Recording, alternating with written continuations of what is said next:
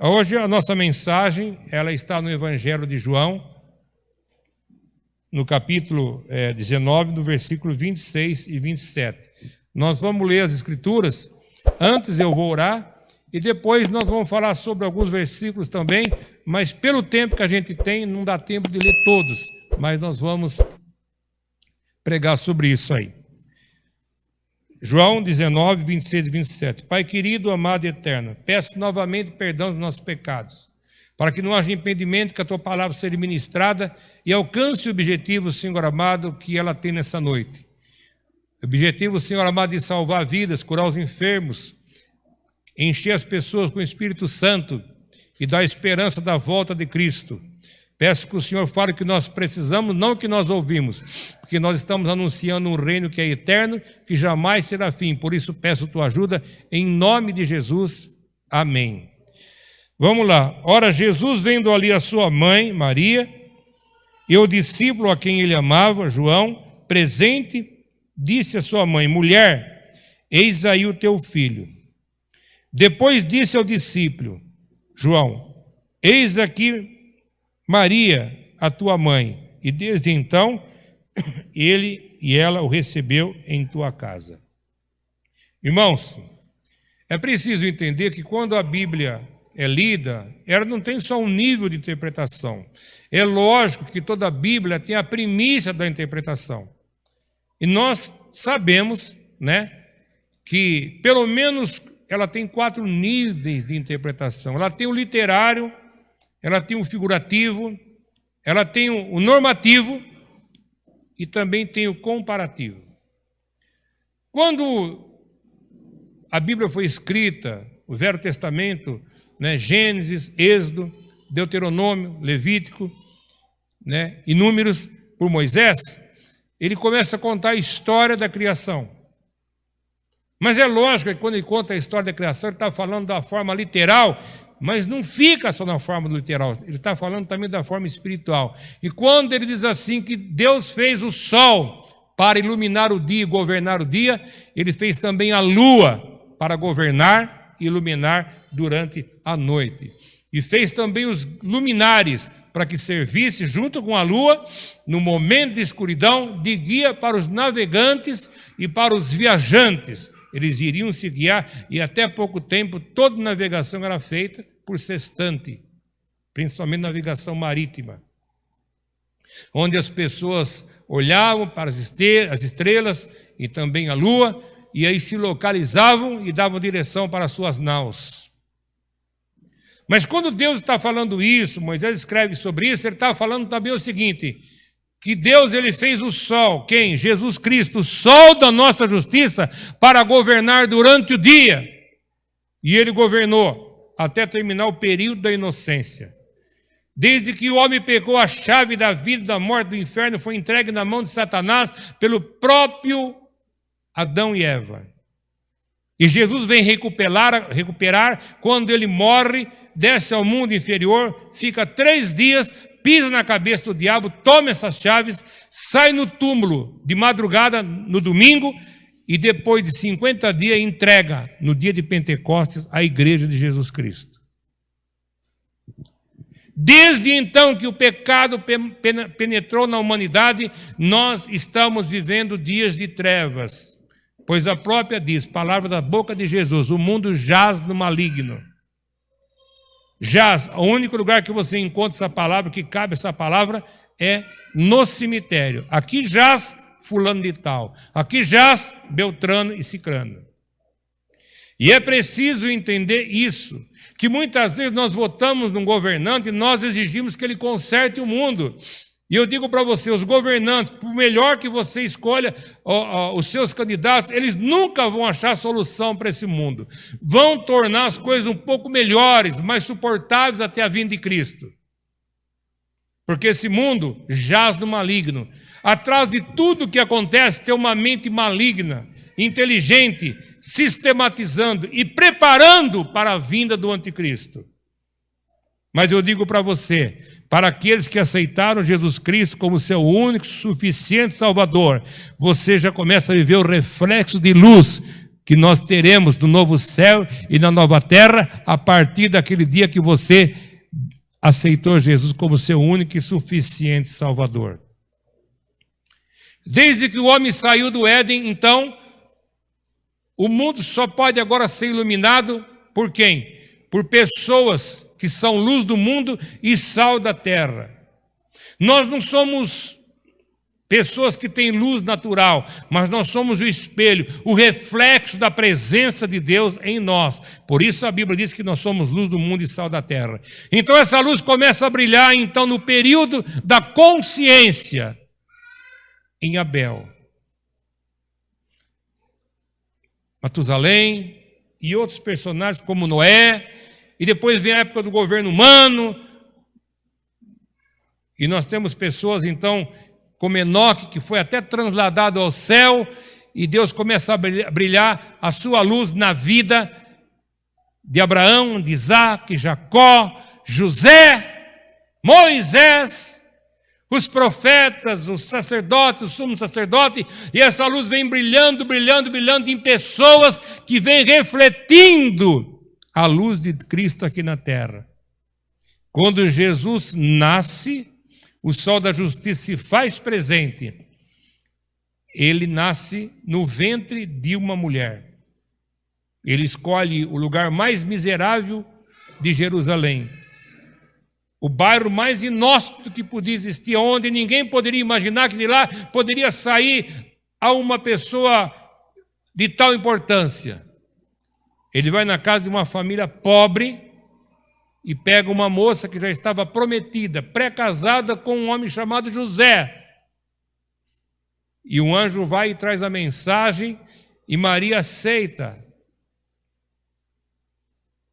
ser mãe do Salvador.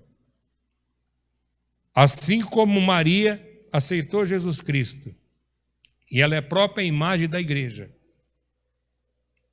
A igreja começa nela. E a igreja continua porque você também aceitou Jesus no seu coração. É lógico que Maria teve um filho realmente de carne e osso, com duas naturezas, a espiritual e a natureza humana.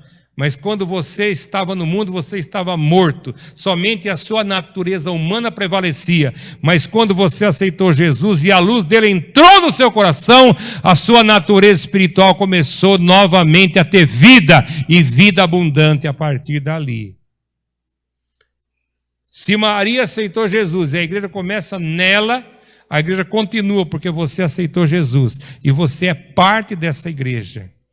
E quando Jesus está conversando com Pedro, e Pedro diz assim: tu és o Cristo, filho de Deus, ele diz: glória a Deus, mas não é você que está falando de si mesmo, mas da natureza divina que está em você. O Espírito Santo te revelou, e eu digo para você: você é uma pedra, você é um tijolo, você é uma lasca, mas eu sou a rocha, eu sou a base, mas vocês são as paredes da igreja, da estrutura que virá para anunciar o Salvador do mundo. É preciso entender que nós estamos num mundo de trevas e que não existe solução nem salvação para a nossa vida sem Jesus Cristo, o nosso Senhor e Salvador, e principalmente sem igreja. Engano é pensar que podemos ser crentes sem igreja, que a gente pode ser salvo sem igreja. E as pessoas falam assim: mas eu não preciso da igreja porque Deus não habita em templo feito por mão de homens. É verdade, Ele habita dentro de você porque você é o templo que carrega a tua alma, o teu espírito, e se for crente é a presença de Deus. E ser templo não tem nada a ver com ser igreja.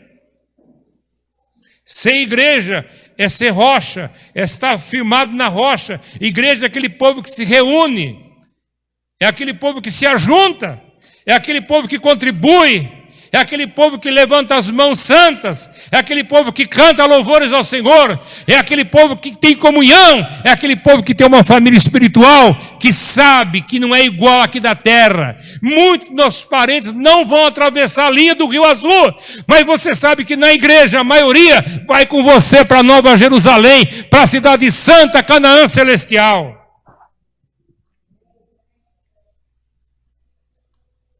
Você não pode consertar as coisas sem Jesus. É engano você pensar. Ah, pastor, mas hoje existem médicos, bons médicos. Eu acredito mesmo. Mas existe cientista, para muitas coisas existe cientista. Legal, eu também acredito nisso. Mas, pastor, existem psicólogos, existem sociólogos, existem psiquiatras que resolvem o problema. Eles só existem porque Deus deu inteligência para eles.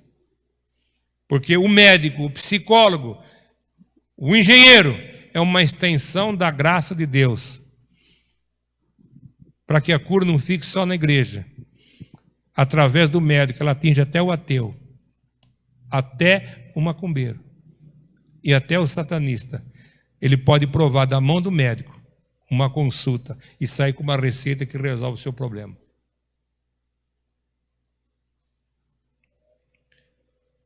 Eu digo para você, irmãos, e quando você que é crente, quando chegar a hora de você enfrentar um diagnóstico que ainda não tem cura aqui na terra, não fique bravo com o teu médico, nem triste com ele. Sabe que quando Naamã chegou na Terra Santa e levou carta para falar com o rei, dizendo, olha, eu tenho uma menina lá em casa e ela disse que tem um profeta aqui em Israel que certamente pode me limpar da lepra. Ele leu aquela carta e ficou indignado. Ele rasgou as suas roupas porque ele disse assim, esse cara veio arrumar encrenca conosco aqui. Nós já perdemos a guerra com ele, agora ele vem arrumar rolo com a gente. Eu não posso curar esse cara, ele vai mandar a espada na nossa cabeça. Mas quando ele rasga as suas vestes, ele está desenganando Naamã. A maior autoridade sobre Israel era o rei. Mas quando ele rasga suas vestes, ele também está colocando fim à sua autoridade e ao seu posto e ao seu cargo. Isso era o que significava rasgar as vestes. Então ele vai na casa do profeta Eliseu. E Eliseu diz, vai no rio Jordão, banha-se 7 vezes e você será limpo da lepra. Quando o médico te desenganar, não fique triste nem bravo. Não fique desesperado. É a hora do Salvador agir na tua vida. Mas veja bem, irmãos, como é que Jesus ele faz as coisas. Jesus está na cruz, e ali na cruz ele profere 7 frases interessantes. A primeira é olhar para aquelas pessoas que estão xingando, cuspindo nele, acusando e blasfemando e dizendo, se o Senhor fosse Deus, o Senhor desceria dessa cruz, salvaria esses outros, salvaria pelo menos a você mesmo. Mas quando Jesus ele olha e ele vê aquelas pessoas, ele fala assim, Pai, perdoa essa gente. Não com tom de ironia, mas com tom de amor. Porque eles não sabem o que estão falando. E é interessante, irmãos, que o amor, ele é uma coisa que depois que você começa, nunca mais você quer parar. Porque amor é a coisa mais gostosa que você tem. E eu não estou falando aqui de sexo, estou falando de amor. Amor é uma prática. E quando Jesus ele olha aos pés da cruz, ele vê pouca gente conhecida. Ele não vê os 12 discípulos. Judas nem pensar, porque tinha vendido Jesus por 30 moedas, tentou desfazer o negócio, e depois foi se enforcar. Ele já não estava mais presente ali. Mas também faltavam 10, e os 10 não estavam ali. Mesmo Pedro, que veio a chefiar a igreja depois, também não estava ali. Mas estava ali a sua mãe, porque a mãe não abandona o seu filho. Eu digo para você, a igreja é a tua mãe, é a noiva do Cordeiro, e ela não abandona você, jamais vai abandonar. Você pode até fugir da igreja, mas você não vai fugir das nossas orações.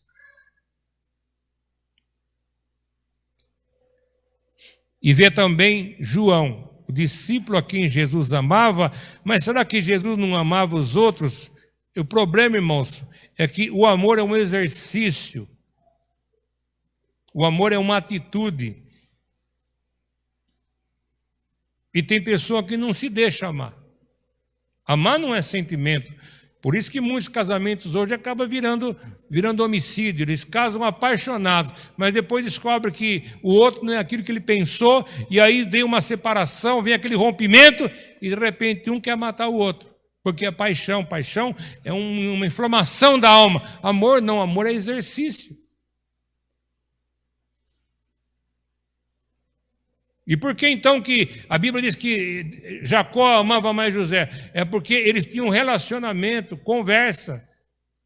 Tem filho que é mais simpático, ele conversa com você todo dia. E tem filho que se você não ligar para ele, ele não liga para você. Quem tem mais de um filho sabe do que eu estou falando.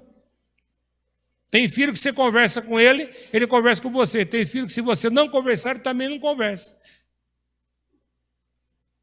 Não quer dizer que você tem preferência, não é questão disso. Tem membro na igreja, irmãos, que conversa com a gente. Tem membro que brinca, tem membro que faz piada. E tem membro que dá, quando muito, um passo, seja convosco. Mas tem aquele que faz questão de cumprimentar. Então estou falando de exercício. Se Deus, irmãos, Ele nos amasse com sentimento, a gente já estaria no inferno. Já pensou Deus olhando e falando assim, nossa, eu amo tanto aquele povo. Amo aqueles baixinhos. Amo aqueles compridão, né? Amo o cearense, pernambucano, baiano. Amo os espanhóis. E ficasse lá com aquele sentimento, a gente já estava no inferno. Mas diz que Deus amou, e Ele resolveu então fazer algo por nós. Ele mandou o seu Filho unigênito morrer na cruz, para que todo aquele que nele crê, herdasse a vida eterna, fosse salvo por Ele. Aí ele vê os dois, e ele vê que João agora estava se separando do grande amigo. Mas ele vê também a mãe que perdeu um filho. Tragicamente, muito embora ele já tenha nascido com esse propósito, a mãe dele sabia muito bem disso. Se tem uma coisa que Maria sabia fazer, era ensinar a Bíblia para o seu filho. Tanto que quando ele foi fazer o Bar Mitvá, o filho do mandamento, que ele vai levar uma ovelha para ser sacrificada, porque entre 12 e 14 anos, todo menino judeu, ele se torna maior na congregação, vai responder civil e criminalmente pelos seus atos, ele é indagado pelos doutores da lei, e ele é tão bom naquilo que está fazendo, ele responde tudo que está na Bíblia que a mãe ensinou, tão bem que os sábios ficam admirados.